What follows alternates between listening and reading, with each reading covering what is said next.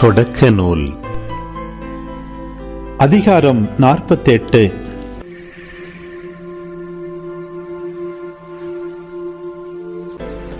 இந்நிகழ்ச்சிகளுக்கு பின் உம் தந்தை உடல் நலமின்றி இருக்கிறார் என்று யோசேப்புக்கு தெரிவிக்கப்பட்டது.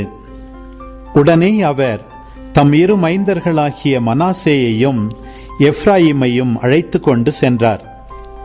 இதோ உம் மகன் யோசேப்பு உம்மை காண வந்திருக்கிறார் என்று அறிவிக்கப்பட்டவுடன் யாக்கோபு பெருமுயற்சி செய்து எழுந்து கட்டிலின் மேல் அமர்ந்தார்.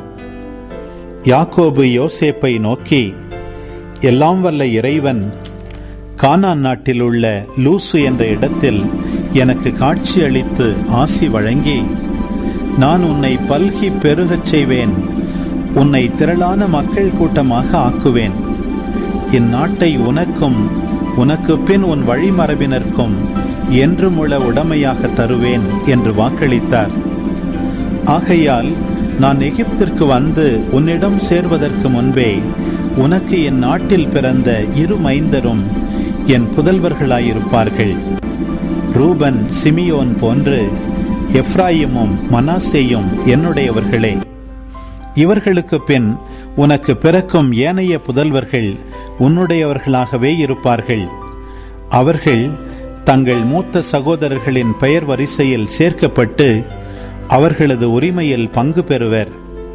ஏனெனில் நான் பதானை விட்டு வரும்பொழுது வழியில் ராக்கேல் கானான் நாட்டில் இறந்து என்னை துயரத்தில் ஆழ்த்தினாள். அப்பொழுது நான் எப்ராத்துக்கு அருகில் இருந்தேன்.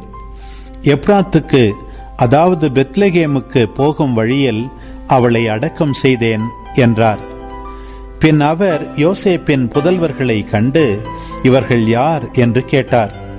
யோசேப்பு தம் தந்தையிடம், இந்நாட்டில் கடவுள் எனக்கு தந்தருளின மைந்தர்கள் இவர்கள்தாம் என்று சொல்ல, அவர், அவர்களை என் அருகில் கொண்டு வா, நான் அவர்களுக்கு ஆசி வழங்குகிறேன் என்றார். ஏனெனில் வயது முதிர்ச்சியினால் இஸ்ரவேலின் பார்வை மங்கி போக அவர் எதையும் காண முடியாதவராயிருந்தார். யோசேப்பு அவர்களை அவர் அருகில் கொண்டு வந்தவுடன் அவர் அவர்களை முத்தமிட்டு அரவணைத்து கொண்டார். பின்னர் இஸ்ரவேல் யோசேப்பை நோக்கி, உன் முகத்தை நான் காண மாட்டேன் என்றே நினைத்தேன். ஆனால் உன் வழிமரபையும் கூட நான் காணும்படி கடவுள் அருள் செய்தார் என்றார். பின்னர் யோசேப்பு அவர் மடியில் இருந்த தம் பிள்ளைகளை இறக்கிவிட்டு தரையில் முகம் குப்புற விழுந்து வணங்கினார். பின்பு யோசேப்பு எப்ராயிமை தம் வலக்கையால் இஸ்ரவேலுக்கு இடப்புறமும் மனாசேயை தம் இடக்கையால் இஸ்ரவேலுக்கு வலப்புறமும் இருக்கும்படி அழைத்து வந்து இருவரையும் அவர் அருகில் நிறுத்தினார். ஆனால் இஸ்ரவேல் தம் கைகளை குறுக்காக நீட்டி வலக்கையை இளையவன் எப்ராயிமின் தலைமீதும் இடக்கையை தலைமகன் மனாசேயின் தலைமீதும் மாற்றி வைத்தார். அவர் யோசேப்புக்கு ஆசி வழங்கி கூறியது, என் தந்தையரான ஆபிரகாமும் ஈசாக்கும் எந்த கடவுள் திருமுன் நடந்து வந்தனரோ அந்த கடவுளே இன்று வரை என் வாழ்நாள் முழுவதும் எனக்கு ஆயராக விளங்கி வருகிறார். அந்த கடவுள் என்னை எல்லா தீமையினின்றும் மீட்ட தூதர். இச்சிறுவர்களுக்கு ஆசி வழங்குவாராக. மேலும் என் பெயரும் என் தந்தையரான ஆபிரகாம் ஈசாக்கின் பெயர்களும் இவர்கள் மூலம் நிலை நிற்பனவாக. மண்ணுலகில் இவர்கள் பெருந்திரளாக பல்குவார்களாக. தம் தந்தை வலக்கையை எப்ராயிம் தலைமேல் வைத்திருந்தது யோசேப்புக்கு பிடிக்கவில்லை. எனவே அவர் எப்ராயிம் தலைமேலிருந்த தம் தந்தையின் கையை மனாசேயின் தலைமேல் வைக்கும்படி எடுக்க முயன்றார். யோசேப்பு தம் தந்தையை நோக்கி, தந்தையே, இது சரியன்று, இவன்தான் தலைமகன், இவன் தலையின் மேல் உமது வலக்கையை வையும் என்றார். ஆனால் அவர் தந்தை மறுத்து, தெரியும் மகனே, எனக்கு தெரியும், இவனும் ஒரு மக்களினமாக பல்கி பெருகுவான். ஆனால் இவன் தம்பி இவனிலும் பெரியவன் ஆவான், அவன் வழிமரபினர் மக்களினங்களாக பெருகுவர் என்று கூறினார்.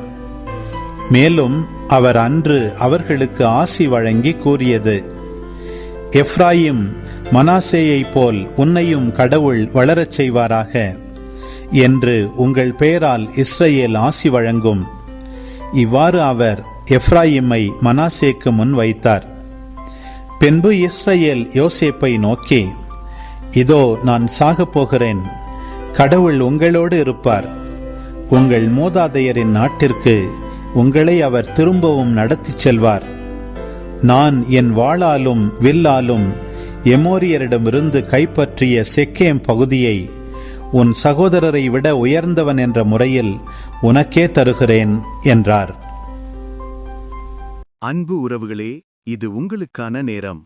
இக்காணொளியில் ஒளி வடிவில் தொடக்க நூல் 48ஆம் அதிகாரத்தை முழுமையாக பார்த்தும் கேட்டும் ஜெபித்தும் இருப்பீர்கள். இன்றைய இறைவார்த்தையின் அடிப்படையிலான கேள்வி: வாளாலும் வெல்லாலும் எமோரியரிடமிருந்து கைப்பற்றிய பகுதி எது? பதில்களை கமெண்ட்ஸில் பதிவு செய்யவும். இது போன்ற வீடியோக்களை தொடர்ந்து காண இந்த வலைதளத்தை சப்ஸ்கிரைப் செய்யவும், மேலும் லைக் கொடுத்து எங்களை ஊக்கப்படுத்தவும்.